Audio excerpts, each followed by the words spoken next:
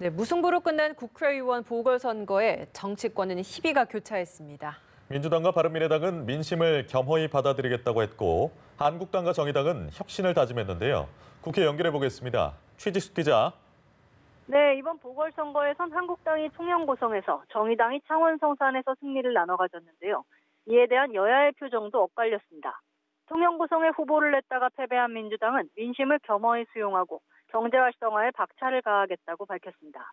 홍영표 원내대표는 통영고성 선거에서 이기진 못했지만 19대 총선에 2배 가까운 지지를 받았다고 평가하면서 결과와 상관없이 민생 살리기에 최선을 다하겠다고 밝혔습니다. 한국당은 이번 선거 결과를 문재인 정부에 대한 국민의 준엄한 심판으로 규정하면서 당의 혁신을 다짐했습니다. 황교안 대표는 잘못된 정책을 당장 수정하라는 국민의 명령이라며 국민께서 한국당에 무거운 숙제를 주셨다고 말했습니다. 창원 성산 승리로 6석을 확보한 정의당은 민주평화당과 교섭단체를 구성하겠다는 뜻을 공식화했습니다. 이정미 대표는 고 노회찬 전 의원의 부재로 멈춰버린 국회개혁과 정치개혁의 드라이브를 다시 가동하겠다고 밝혔습니다. 바른미래당 김관영 원내대표는 선거 결과를 받들어 총선 승리의 자양분이 되도록 채찍질하겠다고 말했는데요. 당지부터 책임론에 대해선 거치는 본인의 결단 문제로 다른 사람의 책임을 추궁하는 방식은 적절치 않다고 답했습니다. 네, 이렇게 보궐선거가 1대1 무승부로 끝났다 보니 여야 간의 팽팽한 대치 전국도 계속될 것 같습니다. 관련 내용도 전해주시죠.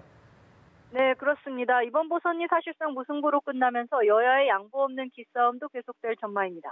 오전 회의에서 민주당은 내일 본회의를 앞두고 탄력근로제 단위기간 확대 법안과 최저임금 결정체계 개편 법안 처리가 사실상 무산된 것을 지적했습니다. 조정식 정책위 의장은 긴급한 사안이라 신속 처리를 원했지만 한국당의 무책임한 태도로 처리되지 않아 대단히 안타깝다고 밝혔습니다. 이어 한국당이 시간을 끌면 피해가 고스란히 국민에 전파된다며 태도 변화를 촉구했습니다. 한국당은 어제 국회에서 벌어졌던 민주노총 시위를 들어 문재인 정권을 비판했습니다. 황교안 대표는 국회 담장을 무너뜨리고 경찰과 취재진까지 부상을 입었지만 경찰이 연행된 조합원들을 모두 석방했다며 대한민국이 민주노총 공화국으로 바뀐 것 같다고 꼬집었습니다. 나경원 원내대표도 강성노조는 문재인 정권 최대 채권자라며 부채의식에 사로잡혀 흔들리면 국가 경제가 무너진다고 지적했습니다. 국회 운영위원회에서 오후에 청와대 업무 보고를 받는데 어떤 내용이 나올 걸로 예상됩니까? 네, 잠시 후 2시 30분부터 운영위 전체 회의에서 청와대 업무 보고를 받을 예정인데요. 2기 내각 인사검증 실패를 놓고 충돌이 예상됩니다. 오늘 회의에는 지난 1월 임명된 노영민 비서실장을 비롯해 정의용 국가안보실장과 김수현 정책실장, 조현옥 인사수석 등이 출석합니다. 야권은 당초 조국 민정수석도 출석시켜야 한다고 주장했지만 민주당은 민정수석은 출석하지 않는다는 관례를 들어 거부했습니다.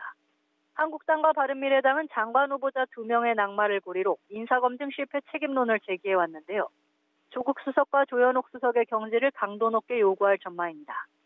청와대가 후보 적격성에 문제가 없다고 밝힌 박영선 중소벤처기업부 장관 후보자와 김현철 통일부 장관 후보자에 대해서도 난타전이 예상됩니다. 청와대는 청문 보고서 재송부를 요청한 가운데 민주당 역시 나머지 3명의 장관 후보자에 문제가 없다는 입장이어서 치열한 공방이 벌어질 것으로 보입니다. 지금까지 국회에서 전해드렸습니다.